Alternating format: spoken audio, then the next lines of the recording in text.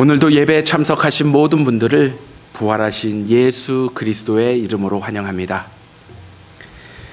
오늘은 우리 삶의 이유와 목적을 찾아서 네 번째 시간으로 우리는 영원히 존재하도록 지어졌다란 주제로 여러분들과 말씀을 나누고자 합니다. 어제 김기영 권사님의 장례식이 이곳에서 있었습니다. 저는 김기영 권사님께서 하나님의 품으로 돌아가시며 우리들에게 마지막으로 주고 가신 선물이 있다고 믿습니다. 그것은 언젠가 우리도 죽을 수밖에 없는 존재로서 지금부터라도 눈을 똑바로 뜨고 죽음을 잘 준비해야 한다라는 것입니다. 살아있는 우리들은 논리적으로 죽음을 당연한 것으로 받아들이고 있습니다. 한마디로 모든 사람이 죽는다는 것에 결코 반대 의견을 낼 사람은 단 한 명도 없는 것입니다. 하지만 실제로 죽음이 우리에게 혹은 우리 가족들에게 서서히 다가올 때 우리는 그 죽음의 공포로 인해 소용돌이치는 내적 갈등을 겪게 됩니다. 다른 사람들은 다 피해가는데 왜 하필 나만 혹은 우리 가족이 재수 없이 그 죽음의 대상자가 되었는가? 그러나 우리의 끓어오르는 감정을 잠시 뒤로 하고 냉철하게 생각해 보면 이러한 질문 또한 할 수 있을 것입니다. 죽음의 삶이 당연한 일상이라는 것을 알면서도 왜 우리는 그것을 자연스럽게 받아들이지 못하는 것일까? 결국 우리 모두가 죽음 앞에서 두려워하지 않고 당당히 그리고 담대하게 맞서기 위해서는 평소에 죽음을 연습하는 훈련이 무엇보다도 필요함을 깨닫게 됩니다. 그렇다면 어떠한 훈련이 우리들에게 필요하겠습니까? 그것은 바로 하나님의 말씀을 끊임없이 기억하고 신뢰하며 그분이 뜻하고 원하시는 방향으로 순종하며 나아가는 훈련입니다. 한마디로 믿음을 갖는 것입니다. 먼저 하나님은 우리 모두를 영원한 존재로 지으셨다라고 말씀하고 계십니다. 오늘 말씀을 표준 세번역 성경으로 다시 읽어보면 하나님은 모든 것이 제때에 알맞게 일어나도록 만드셨다. 더욱이 하나님은 사람들에게 과거와 미래를 생각하는 감각을 주셨다. 그러나 사람은 하나님이 하신 일을 처음부터 끝까지 다 깨닫지 못하게 하셨다라고 말씀하고 있습니다. 이 말씀은 정확한 목적을 가지고 우리를 창조하신 하나님께서는 우리에게 과거와 미래를 생각하는 감각을 통해 영원한 삶을 바라보는 본성을 주셨다라는 것입니다. 또한 하나님은 우리 모두를 자신의 형상 따라 창조하셨다라고 창세기 1장에서 말씀하고 계십니다.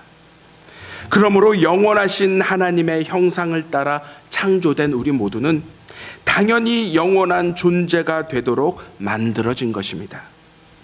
하지만 하나님은 우리가 하나님이 행하신 일 전부를 깨달아 아는 능력까지는 허락치 않으셨습니다. 왜냐하면 우리를 향한 하나님의 가장 큰 목적은 교만하지 않고 겸손하게 경외하는 마음으로 하나님 앞에 늘 서는 것이기 때문입니다.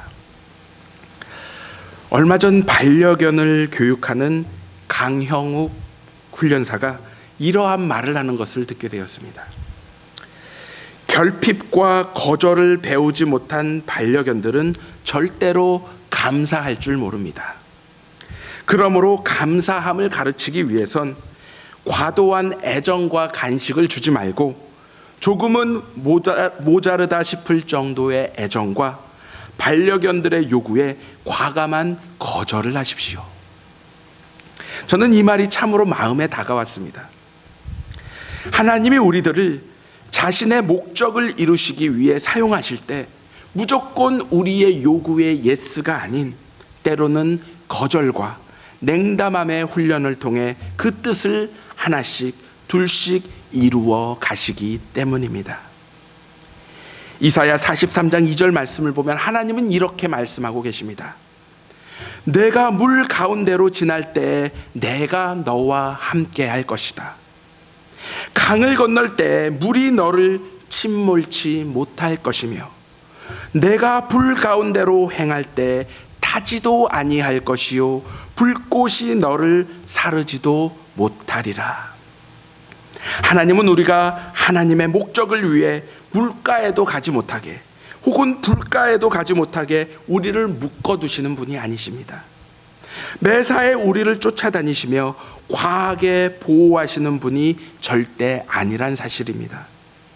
오히려 하나님은 자신의 뜻을 지키고 따르기 위해 너희들이 물가에도 그리고 불가에도 반드시 갈 일이 있을 텐데 바로 그때 내가 너와 함께하며 너의 길을 반드시 지켜주리라 약속하고 계신 분이신 것입니다.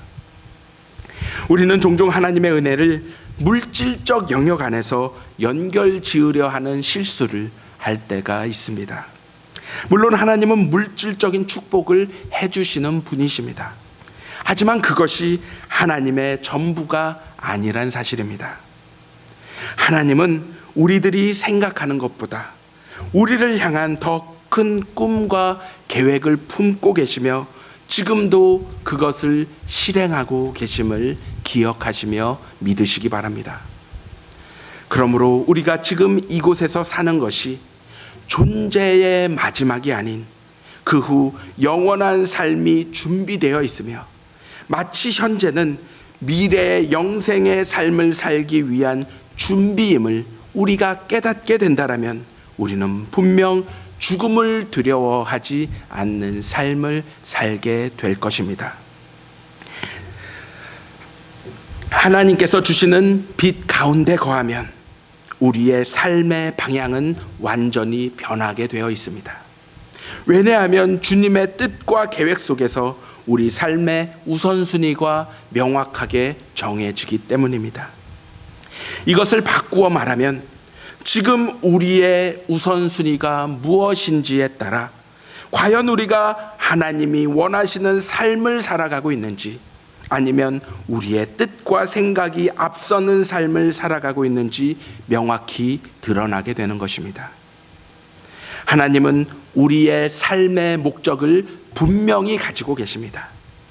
그것은 이 땅에서만이 아닌 죽음을 통과하여 영원한 세상으로 이어지는 하나님의 선하신 뜻임을 오늘 아침 우리 모두 기억하길 원합니다. 고린도 후서 5장 1절에서 사도 바울은 이렇게 고백을 하고 있습니다. 만일 땅에 있는 우리의 장막집이 무너지면 하나님께서 지으신 집, 곧 손으로 지은 것이 아니요 하늘에 있는 영원한 집이 우리에게 있는 줄 아느니라. 사도 바울은 이 땅에서 우리의 삶을 장막집으로 묘사하고 있습니다. 영어로 이 장막집은 텐트입니다. 이것은 우리가 언제나 접었다가 다시 펴고 잠잘 수 있는 곳, 하지만 그곳이 우리의 영원한 거처가 될 수 없는 곳임을 상징적으로 말씀해 주고 있습니다. 사도 바울은 이 장막집이 무너졌을 때 비로소 우리가 하늘 내 영원한 집으로 향하게 될 것이라 선포합니다. 이 말을 다시 풀어본다라면 이 땅의 모든 삶을 잠시 머물다 떠나는 텐트와 같이 여기는 사람들만이 오직 하나님이 예비하신 영원한 집으로 들어서게 됨을 말씀하고 있는 것입니다. 그렇다면 지금 우리는 하나님이 예비하신 영원한 집으로 언제든지 들어갈 준비가 된 사람들입니까? 아니면 여전히 이 땅의 삶을 마치 영원한 집으로 생각하며 하나님이 예비하신 영원한 집으로의 길을 거부하고 있으십니까? 우리가 건강하게 살기 위해서는 운동도 하고 좋은 음식도 먹고 병원도 찾아가야 하고 해가 되는 것을 멀리해야 합니다. 이와 마찬가지로 우리가 잘 죽기 위해서는 이와 같은 동일한 노력이 필요한 것입니다. 잘 죽기 위해 하나님의 말씀을 더 늦기 전에 깨닫고 실천해야 하며 예수님이 주신 마음을 가지고 성령과 동행함으로 삶의 아름다운 열매를 맺어 가야 하는 것입니다. 우리가 이 땅에서 떠날지라도 우리가 남긴 사랑의 열매는 우리의 빈자리를 가득 채울 것이기 때문입니다. 그러했을 때 의로운 재판장이신 하나님께서는 의의 면류관으로 우리의 믿음의 기쁨으로 화답해 주실 것입니다. 우리 모두 기쁨으로 그분의 부르심에 언제든지 달려갈 준비가 되어 있는, 그렇기에 죽어도 결코 죽지 않는 영원한 삶을 지금부터 누리시는 저와 여러분들이 되시기를 부활하신 예수 그리스도의 이름으로 간절히 기도합니다.